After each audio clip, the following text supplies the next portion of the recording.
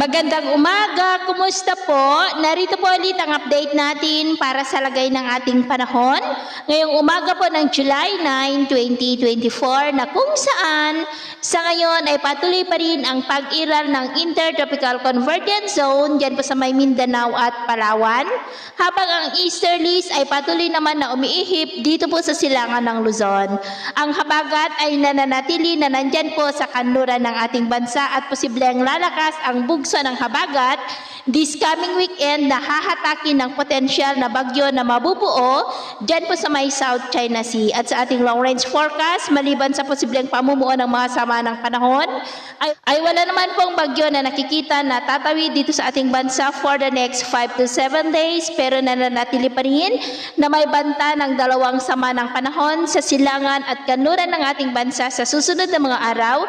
Umaayon rin po yan sa ipinalabas ng Pag-asa na tropical cyclone threat potential for the next 2 weeks. At sa lagay ng ating panahon, ngayong madaling araw ay may mga isolated rains sa ilang bahagi ng Metro Manila, Southern Quezon, Bicol Region, ilang bahagi po ng Mimaropa, northern part ng Negros, Northern Cebu, Tacloban, Bohol, Caraga, Sulu Archipelago at Zamboanga. At mamaya ay sisikat ang araw sa malaking bahagi ng bansa, mainit at maalinsangan, pero may tsansa pa rin ng maulap na kalangitan with isolated rain sa may Mimaropa, Southern Quezon, Camarines Provinces, Masbate, ilang bahagi ng Panay Island, Bacolod, Cebu, Bohol, Leyte, Samar Provinces, Dinagat Island, Sulu Archipelago at ilang bahagi po ng Zamboanga at Sarangani. At mamayang hapon, mas maraming lugar muli sa ating bansa ang makakaranas ng maulap na kalangitan with isolated light to heavy rains, kaya mag-ingat pa rin po tayo sa posibleng banta pa rin